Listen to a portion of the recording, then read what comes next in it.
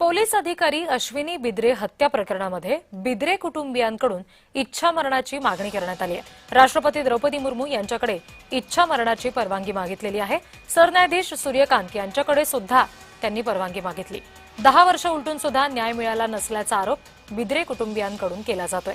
इच्छा मरणाबाबत बिद्रे कुटुंबियांनी टोकाचा निर्णय घेतलाय।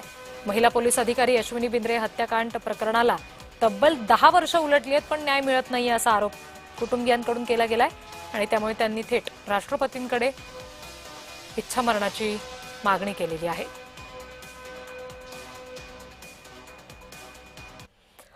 अश्विनी बिद्रे हत्याकांडाचा निकाल लागून 1 वर्ष झालेला आहे आणि या 1 वर्षामध्ये प्रशासनाच्या सर्व स्तरावरती म्हणजे जिकडे जिकडे मृत्यू दाखला अपेक्षित आहे मिळणं, ज्या ज्या ठिकाणी द्यावा अशी मागणी द्यावे अशी अपेक्षित आहे, त्या सर्व खात्यांकडे ऍप्लिकेशन दाखल केले की मृत्यू दाखला द्यावा।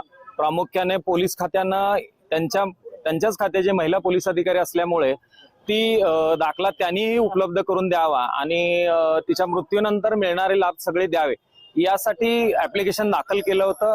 पण ह्या सगळ्या शासन स्तरावरती न सुनावणी घेता सगळे अर्ज निकाली काढले